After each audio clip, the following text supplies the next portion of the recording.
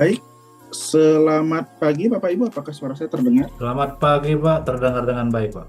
Baik, oke, baik. Terima kasih Bapak Ibu, selamat pagi, Om Swastiastu, Assalamualaikum warahmatullahi wabarakatuh, salam sejahtera untuk kita semua, salam harmoni Bapak Ibu.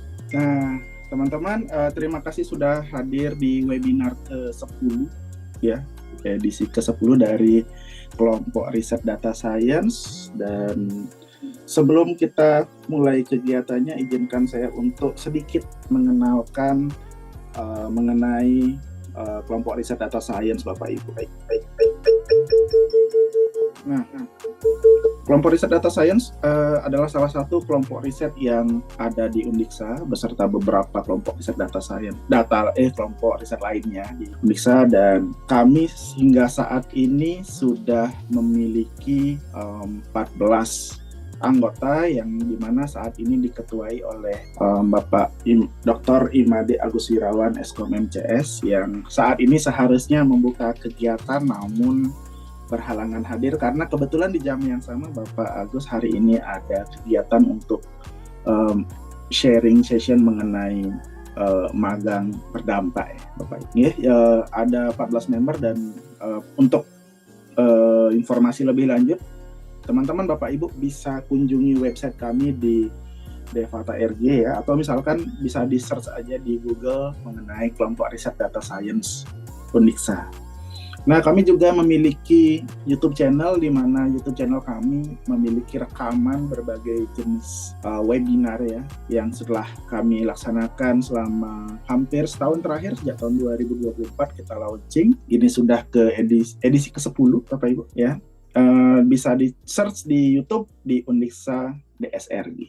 Kami juga memiliki fanspage di Facebook juga di Undiksa Data Science Research Group. Berikut adalah roadmap penelitian dari kelompok riset data science Bapak Ibu, di mana terdiri dari berbagai macam tahapan yang termasuk dalam penelitian dan juga kegiatan dalam data science, dimulai dari collecting data, exploratory data analysis, kemudian dilanjutkan ke feature engineering, predict and forecast, kemudian ada evaluation model, dan terakhir ada knowledge visualization dan representation. Nah, Bapak Ibu, saya lupa sampai perkenalan diri. Saya Surya Mahendra, Bapak Ibu. Saya Surya Mahendra, dosen Prodi Sistem Informasi, dan saat ini riset saya ada di Decision Support System, di Decision Making.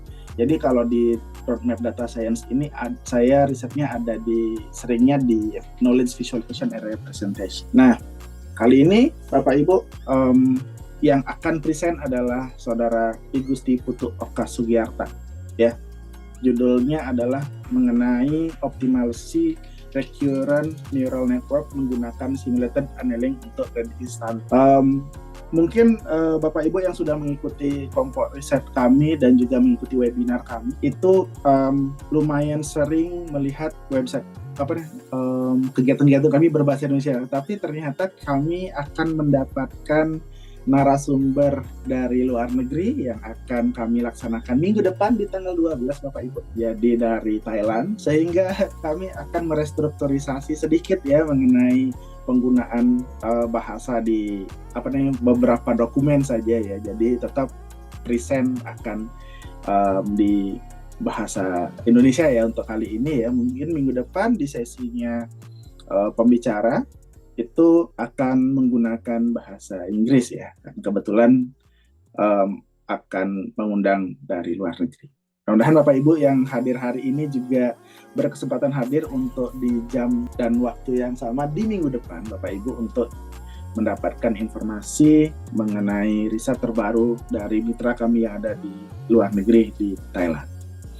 Oke, hari ini juga tidak kalah menarik akan membicarakan mengenai recurrent neural networks. Siapa tahu Bapak Ibu, teman-teman, adik-adik teman mahasiswa yang sedang mencari ya skripsi, atau Bapak Ibu yang di teman-teman rekan S2 yang sedang mencari topik, ini adalah salah satu bagian yang Bapak Ibu bisa explore, di mana riset yang dibawakan oleh Oka yaitu bisa saya kelompokkan mungkin di predict and forecast yang ada di map data science, karena memang sudah terlihat sekali katanya ya di sini prediksi sudah literal sekali digunakan oleh Saudara Oka, jadi akan masuk di predict and forecast. Oke, seperti itu Bapak Ibu teman-teman ya, sedikit banyak yang sudah saya share mengenai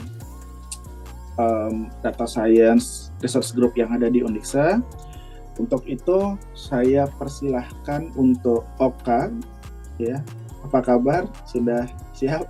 Baik Bapak, sudah Bapak. Oke, Oka, waktu dan tempat saya persilahkan, bisa memperkenalkan diri dan bisa melanjutkan untuk present. Terima kasih Oka sudah mempersiapkan diri dan juga sharing sama kita. Terima kasih Oka, saya kembalikan Pak.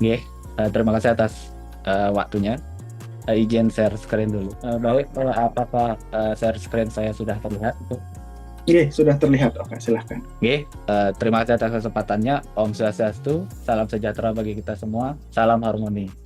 Sebelumnya perkenalkan, nama saya I Gusti Putu Oka Sugiarta, merekrut karyawan dari jurusan matematika. Itu di internalnya. Kali ini saya akan secuil mempresentasikan penelitian saya yang berjudul optimasi RNN menggunakan SA untuk prediksi stunting. Stunting merupakan salah satu masalah gizi kronis yang masih menjadi tantangan besar di Indonesia. Kondisi ini mengakibatkan anak mengalami gangguan pertumbuhan fisik dan perkembangan secara kognitif yang berdampak jangka panjang, bahkan hingga dewasa. Berdasarkan data survei Kesehatan Indonesia tahun 2023, prevalensi stunting nasional mencapai di angka 21,5%.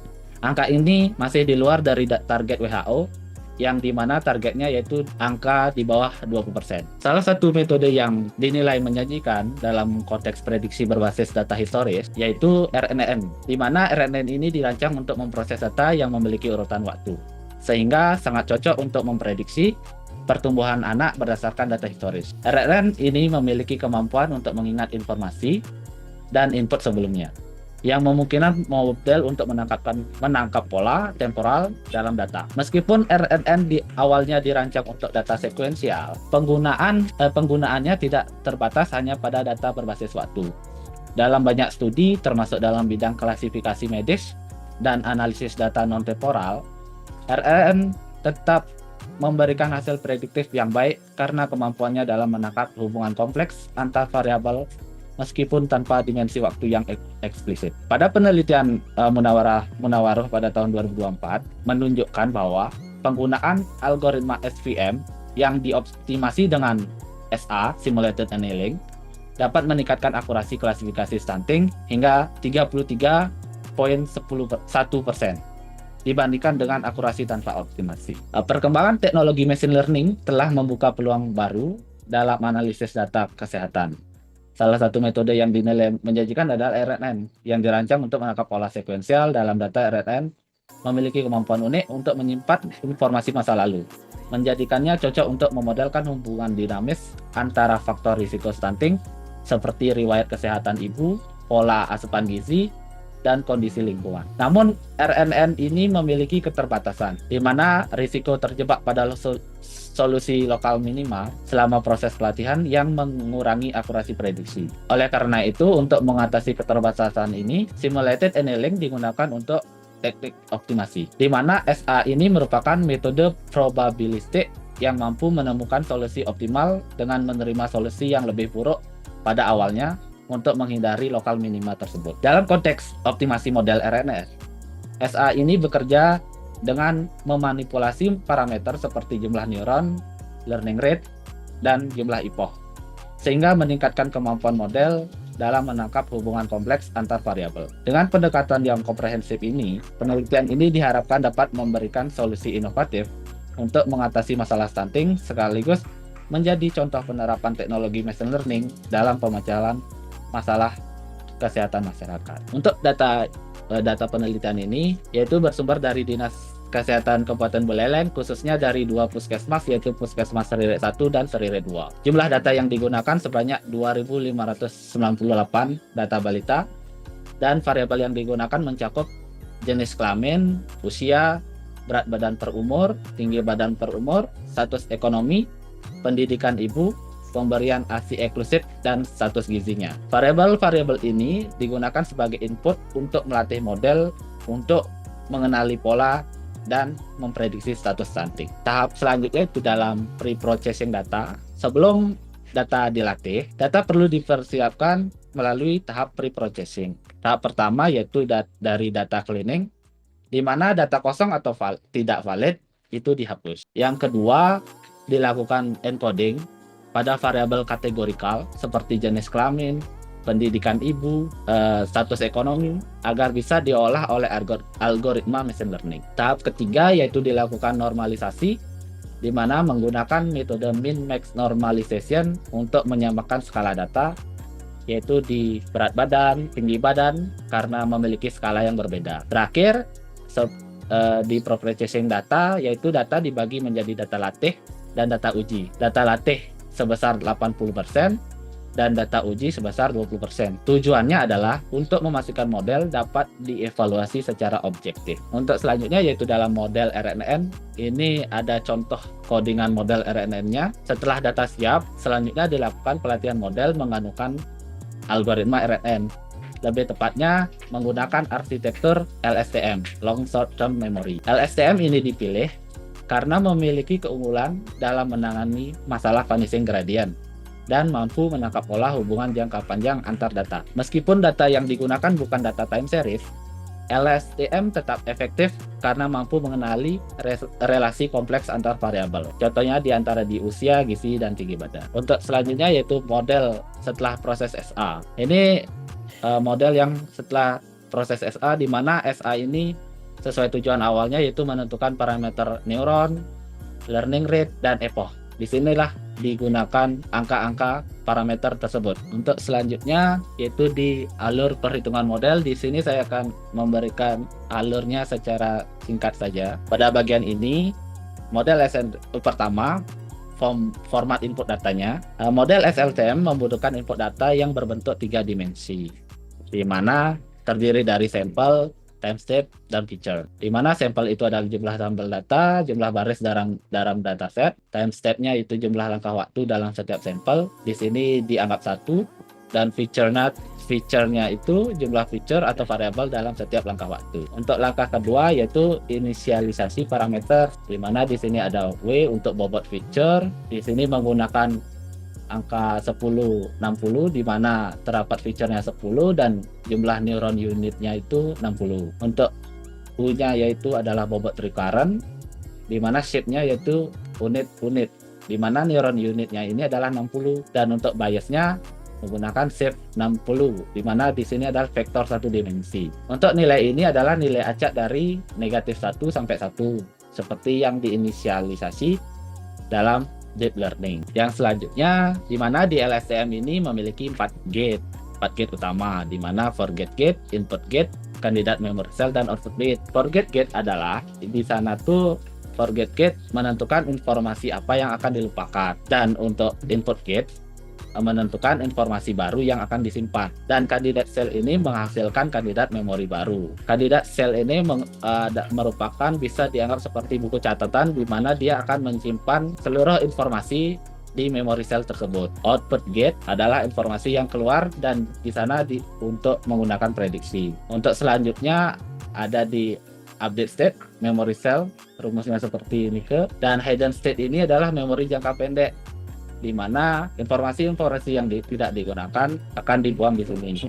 Selanjutnya hidden state ini akan lanjut ke dense layer output. Output dense layer ini menghasilkan output akhir dengan aktivasi softmax, di mana aktivasi softmax ini akan memberikan probabilistik klasifikasinya. Seperti yang di penelitian ini memiliki 3 klasifikasi, yaitu dari tidak stunting, potensi stunting, dan stunting. Di sana akan dari aktivasi softmax ini akan memberikan probabilistik dari ketiga klasifikasi tersebut. Nanti selanjutnya untuk detail perhitungan ini dapat dilihat pada Excel. Dalam PPT ini sudah ada linknya. Untuk selanjutnya yaitu dalam evaluasi model.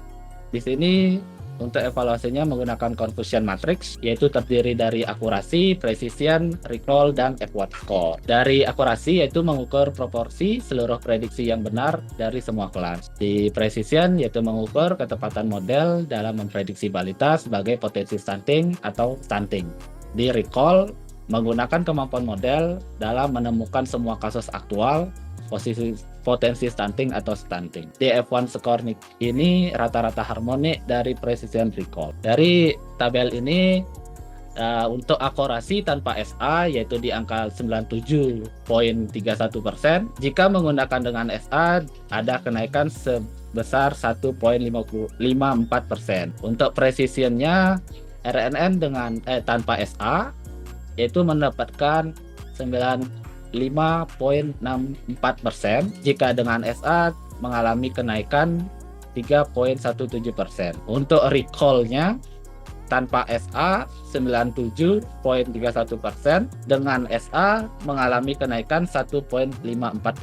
F1 skornya tanpa SA 96.33, dengan SA mengalami kenaikan sebesar 2.48%. Jika dibandingkan dengan studi sebelumnya seperti penelitian oleh Munawaroh dan kawan-kawan yang menerapkan optimasi SA pada algoritma FPM dan menghasilkan akurasi sebesar 88%, maka pendekatan RN dengan optimasi SA pada penelitian ini memberikan kinerja yang lebih unggul. Hal ini memperkuat argumen bahwa RNN khususnya dengan pendekatan LSTM memiliki keunggulan dalam menangani data dengan hubungan kompleks antara fitur seperti dalam kasus stunting yang diperoleh oleh berbagai faktor sosial, ekonomi, dan biologis. Penerapan SA mendukung pencapaian parameter model yang lebih stabil, sehingga meningkatkan kemampuan generalisasi terhadap data uji. SA bekerja dengan mekanisme probabilistik yang memungkinkan eksplorasi ruang parameter secara lebih luas dibandingkan metode deterministik, sehingga dapat meningkatkan generalisasi model terhadap data uji. Dengan demikian, kombinasi RNN dan SA berkontribusi dalam peningkatan performa model prediksi risiko stunting yang akurat. Temuan ini memberikan kontribusi penting dalam bidang penerapan kecerdasan buatan untuk prediksi kesehatan masyarakat, khususnya dalam rangka mendukung program intervensi dini terhadap stunting. Untuk terakhir, penelitian ini diharapkan dapat memberikan kontribusi dalam pembangunan sistem prediksi berbasis machine learning untuk mendukung intervensi stunting di Indonesia, khususnya di daerah Buleleng. Mungkin itu saja yang bisa saya sampaikan.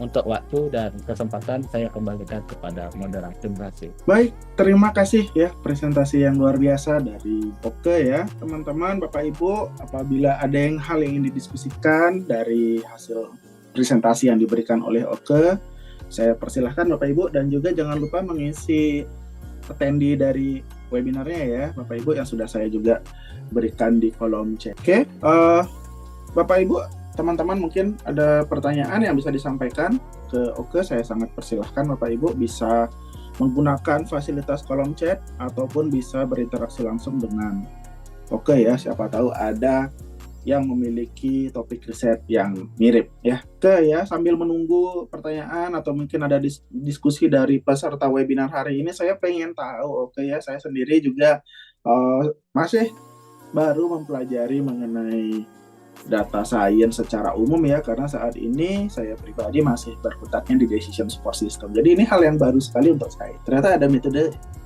RNN ini ya juga. Nah, saya di beberapa mahasiswa bimbingan sering juga menemukan beberapa term di RNN ya, seperti misalkan yang digunakan sama Oke juga sekarang LSTM itu juga saya dengar. Terus ada juga mahasiswa saya, kalau nggak salah mahasiswa yang saya uji waktu itu, dia menggunakan GRU sama BLSTM, dan saya rasa itu masih dalam satu ranah.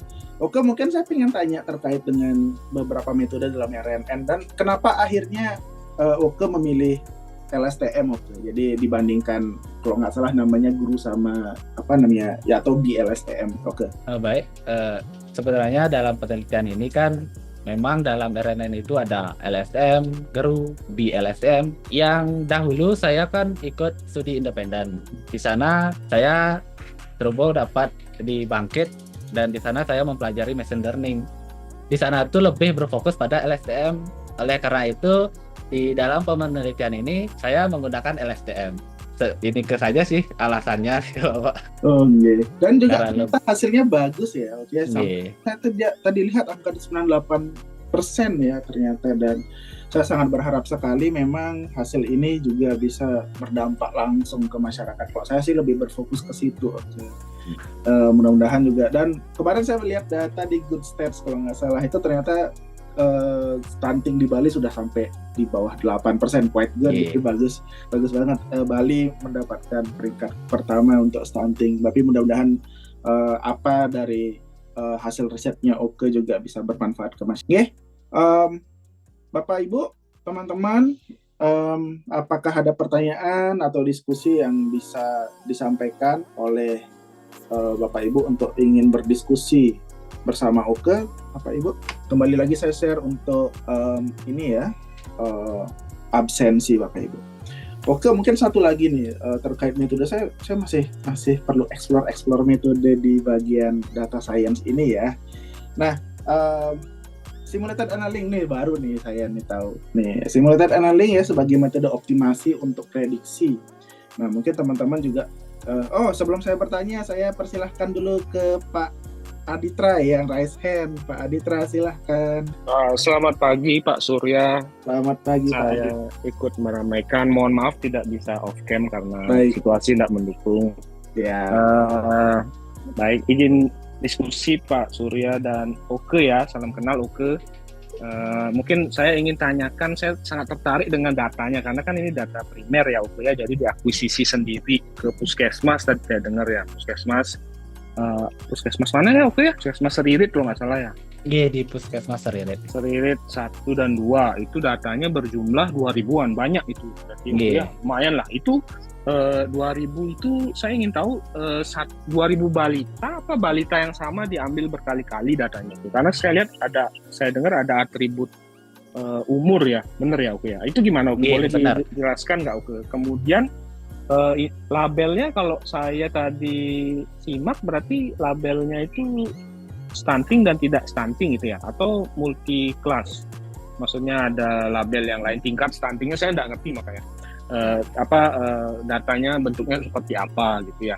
Itu yang kedua. Kemudian karena datanya saya lihat beragam bentuknya, kan berarti ada data yang kategorikal, continuous seperti itu ya. Nah, proses encodingnya itu seperti apa ya untuk setiap atribut data, kemudian perannya itu apakah bobot antara atributnya itu dianggap sama oleh Oke kemudian dimasukkan ke RNN-nya. Karena RNN itu kan unggulnya sebenarnya di sequential datanya. Iya. Itu ya Oke ya. Dan kalau tadi saya dengar dari penjelasannya Oke, malah sebenarnya yang dipakai itu LSTM bahkan gitu ya. Jadi atasnya RNN sebenarnya kan. Jadi kalau dasarnya sekali kan RNN, neural network yang ada konsep recurrent-nya, baru ditambahkan proses gating-nya di LSTM. Nah, itu kan berarti sebenarnya, ya diskusi aja ya, berarti sebenarnya ini arsitekturnya LSTM sebenarnya. Jadi lebih tinggi lagi daripada RNN gitu ya. Tadi Pak Surya juga sempat nyinggung GRU, kemudian ada bidireksionalnya, berarti itu LSTM-nya dikembangkan lagi jadi bidireksional arah informasinya di proses trainingnya. Kemudian, nah itu memasukkan datanya gimana gitu kalau ke LSTM arsitektur LSTM-nya si Oke gitu. Nah mungkin itu yang jelas saya sangat tertarik dengan datanya di sana. Ini kalau datanya bagus, itu bisa dipakai di banyak hal sebenarnya. Tadi si Surya benar sekali kan, kasus stunting sebenarnya kan sekarang lagi ya banyak mendapat sorotan juga kan, program makan gratis dan lain sebagainya. Nah kalau datanya bagus sebenarnya ya kita bisa olah ke banyak hal, visualisasi dulu sebelum masuk ke machine learning-nya kan gitu ya Pak Surya. Jadi kita visualisasikan dulu, misalkan di Beleleng ini pemetaannya gimana sih gitu. Apalagi kalau punya data alamatnya gitu ya, data kelurahannya gitu. Jadi kita bisa petakan per kelurahan kasus stuntingnya gimana. Nah, itu bagus sekali sih. Ini datanya berharga sekali nih Oke ya. Oke, itu mungkin dari saya Oke, Pak Surya, terima kasih. Baik, terima kasih Pak Aditra. Mungkin silahkan Oke. Iya, terima kasih atas dari Pak Aditra. Untuk datanya Niki datanya dari setiap balita, yaitu balitanya berjumlah seperti datanya itu 2.500 sekian ke setiap balita. Di sini saya tidak bisa mendapatkan data yang sekuensial, di mana data setiap balita itu kan ada umurnya, mungkin dari umur 6 bulan sampai 9 bulan itu digunakan dari data satu balita saja. Untuk data tersebut saya tidak bisa dapatkan, makanya saya dapatkan datanya dari setiap balita saja. Sebenarnya kan RNN ini memang sangat optimal jika digunakan untuk data sekuensial. Namun setelah saya coba untuk data yang statis seperti Niki, yaitu untuk setiap data balita, ternyata bisa juga tuh. Dan untuk di encodingnya Nike untuk kayak status gizinya Nike, status gizi pendidikan ibu Nike dianggap sama saja, sama tuh kan. Dan selanjutnya tadi apa lagi di setelah encoding? Iya. Oh, berarti 2.500 ya. Oke, itu balita ya? Iya, balita di Banyak 2 ya. puskesmas nih ke. 2.500 ya. Berarti banyak yang melahirkan di sini. Oke. Iya. Terus 2.500. Oke, itu balita. Berarti memang nggak punya ya. Padahal kalau ada data sekuensialnya bagus sekali sebenarnya. Iya. Oh ya. Iya, Atau kalau ada minimal sequential. dapat data nama ibu itu ya. Mungkin nggak tahu sih karena private mungkin jadi nggak di-share gitu ya. Tapi oke lah, berarti ada 2.500. Nah, kemudian atribut-atributnya itu Oke putuskan menjadi apa ya? Prediktor lah saya bilang, prediktor untuk Prediktor. stuntingnya. Itu gimana ya Oke ya prosesnya? Ada konsultasi dengan dokter atau dari literatur terkait gitu? Soalnya kan dimasukkan pekerjaan ibu ya kalau nggak salah tadi. Iya. Pekerjaan ibu. Pendidikan. Oh, pendidikan Pendidikan ibu. pendidikan ibu. Nah, itu memang gini ya katanya Oke ya. Memang berpengaruh ya sama kondisi stunting atau gimana Oke? Kira-kira. Dari yang saya baca-baca di literatur, di jurnal, pendidikan ibu itu kan berpengaruh pada bagaimana ibu itu mendidik memberikan asupan gizi kepada anaknya. Siap. Berarti berpengaruh di sana. Oh iya, Oke. berarti penelitian terkaitnya itu ya Oke ya. Berarti memang pendidikan ibu, terus apa gaji ya tadi ya gaji ibu. Gitu. Status ekonomi. Status ekonomi. Sama bisa. Oke. Dan ayahnya enggak berpengaruh berarti ya. Tapi untuk ayahnya mungkin di status ekonomi sih. Kalau pendidikan ayah ya. Ya ini saya berusaha Ya. menggali data. Soalnya ini kalau datanya bagus, ini apa ya? Emas lah maksud menurut saya. Bisa kita pakai yang lain-lain sebenarnya Surya. Nanti minta tolong Oke bisa. Oke, pembimbingnya siapa? dari Bapak Sukajaya nih ke Bapak. Oh, Pak Sukajaya, apalagi Pak Man Sukajaya. Nah, nanti bisa diotak-atik lagi datanya gitu maksud saya. Jadi kalau datanya Oke. lengkap gitu, bagus lah bisa dipakai banyak hal sebenarnya kan untuk training model lain atau visualisasi. Oke, terus tadi apa? Nah itu ini semuanya hasil dari studi literatur berarti ya Oke ya. Maksudnya memutuskan ini itu bisa dipakai untuk memprediksi stunting itu dari studi literatur. Oke, studi literatur. Oke, siap. Kemudian labelnya itu gimana? Label datanya? Label data Berarti cuma stunting dan tidak stunting Oh, itu ya, Oke kelas ya? 3, multi kelas nih ke Bapak. Oh, Dari apa tidak itu? stunting, potensi stunting, dan stunting. Oh, ada potensi stunting. Ya, ada potensinya. Oke, itu ya menengah berarti ya. Jadi belum bisa Iya. dipastikan dia stunting sama tidak stunting. Oke, berarti multi kelas kasus prediksinya ya. Siap. Kemudian labelnya itu diperoleh dari puskesmasnya gitu ya? Atau Iya, dari puskesmas. dari puskesmasnya. Datanya Nah, puskesmasnya melabeli berdasarkan berdasarkan data-data kebun kayak berat badan, kan ada status gizi di mana di sini itu dipakai data antropometri dari WHO nih ke, kan sudah ada. bener antropometri kan misalkan dari berat badannya kita plotting di grafiknya gitulah ya. Jadi dia ketemu ini obesitas, ini kurang gitu ya. Obesitas. Terus gimana maksudnya?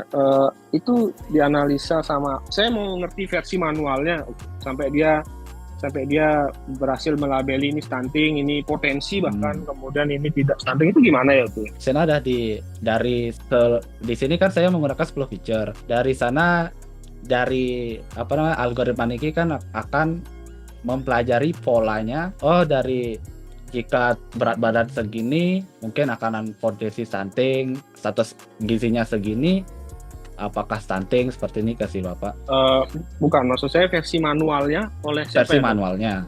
Dokter sama perawat, bidan mungkin di puskesmas itu gimana ya? Caranya dia mendiagnosa ini stunting. Nah, ini nanti bisa dikaitkan sama SPK-nya Pak Surya sebenarnya kan dia kan punya mungkin formulanya mungkin atau apa di sana gitu di puskesmas. Itu gimana ya manualnya di sana? Dari manualnya di puskesmas secara lebih tepatnya saya tidak dapat menanyakan di sana. Namun di datanya Nike kan ada berat badan per umur, tinggi badan per umur, sama apa namanya itu dengan status gizi. Di sana kan ada normal, berat badan mungkin normal, obesitas, kurang. Dari sana dia menentukannya. Tergantung umur juga, tinggi badan. Nike.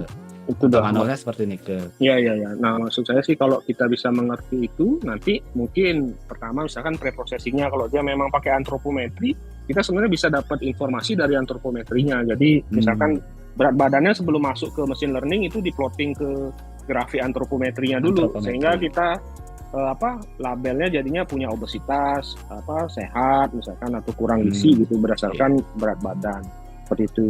Karena juga nggak tahu nih makanya datanya seperti apa, jangan-jangan itu sudah ada rule-nya. Jadi kalau ke arah rule-nya ya nanti arahnya bisa jadi ke rule base itu untuk penentuan stuntingnya. Itu bisa masuk SPK sama sistem pakar nanti ya Pak Surya ya, mungkin seperti itu sih. Nah, oke lah. Ya. Makasih Oke, mungkin itu saya sangat tertarik sama datanya soalnya, jadi saya pengen tahu nih datanya seperti apa. Oke, makasih Oke, Pak Surya. Oke, makasih Bapak. Terima kasih Pak Ditra atas insight dan diskusinya ya, menarik sekali mengenai data ya. Jadi Oke, kalau ya betul dari Pak Ditra juga, saya juga sendiri beberapa interest ya terkait dengan stunting ya, misalkan seperti merekomendasikan makanan apa ya yang tepat untuk balita yang terindikasi stunting berdasarkan potensi daerah gitu. Misalkan kalau ini daerahnya di pegunungan, kita kasih apa nih? Oh mungkin telur atau daging. Kalau misalkan di pantai atau di pesisir ya mungkin ikannya diolah seperti apa, itu menarik juga untuk kami. Tadi juga sempat disinggung ya data visualization, mudah-mudahan ini bisa meluas ke seluruh buleleng lah minimal dulu ya, jadi kita bisa lihat pergerakan dinamika stunting yang terjadi, data yang lebih komprehensif bisa kita visualisasikan. Jadi ini sumber dari banyak riset ke depan. Oke, teman-teman Bapak Ibu, saya persilahkan kembali untuk bisa berdiskusi bersama kami, bersama Oke tentu saja. Ada pertanyaan ataupun diskusi lain, jangan lupa mengisi link dari ini ya, daftar hadir yang sudah saya share. Nah, sedikit tadi Oke, saya ingin tahu nih, SA nih saya baru googling. Oh, ada SA ya yang bisa mengoptimasi ya, karena memang kalau misalkan kita prediksi mungkin ada beberapa kekurangan ya. Dan muncullah beberapa metode optimasi lainnya mungkin yang masih ada di situ ya. Mungkin saya baru tahu juga nih, selain simulated annealing juga ternyata ada yang namanya particle swarm optimization, genetic algorithm, atau Bayesian optimization. Nah, saya juga nggak tahu nih, saya pribadi nggak tahu juga. Mungkin apakah Oke bagaimana akhirnya sehingga saya pilih SA gitu kan dibandingkan dengan PSO, GA ataupun Bayesian optimization gitu. Gimana ceritanya akhirnya jatuh cintanya pada simulated annealing? Ya, sebenarnya saya gimana ya? Ini menemukan SA juga baru setelah saya langsung pakai kan SA. Oh, ternyata ada lagi kayak particle swarm optimization kayak gitu. Jadi saya belum dapat mencoba itu sih.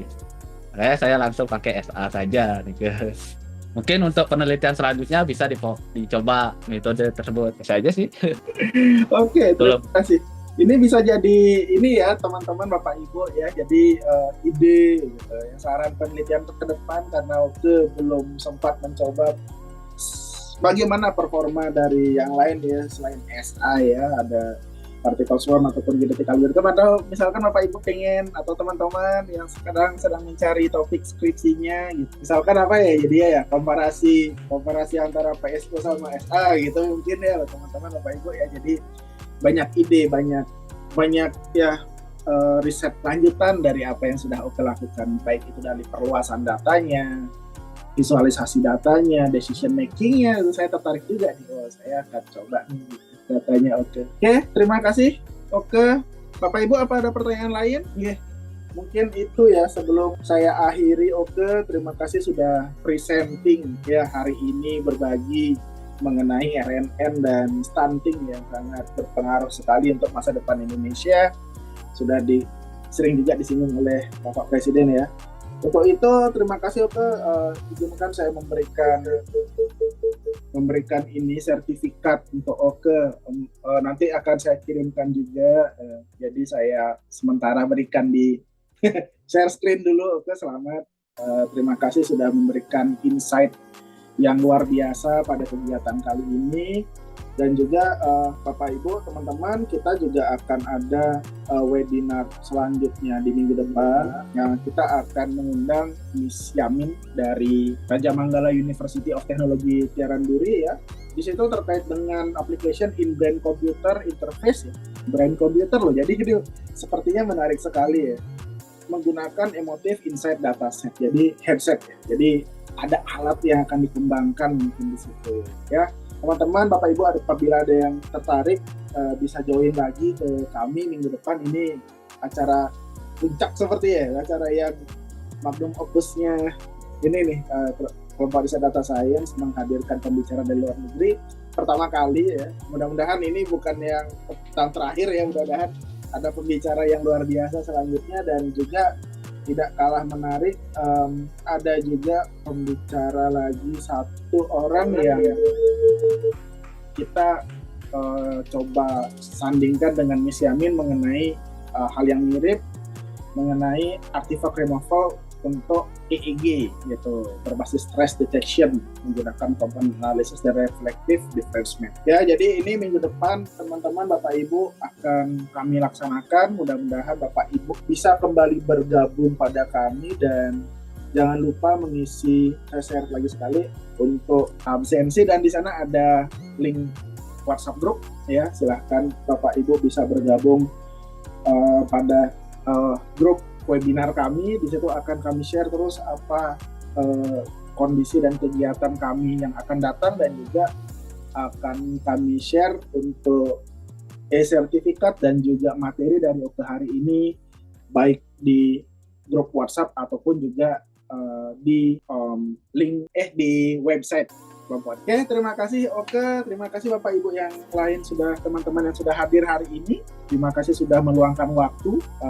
Mudah-mudahan ada insight yang bagus ya dari apa yang Oke bisa present hari ini ya. Mudah-mudahan bermanfaat bagi kita semua.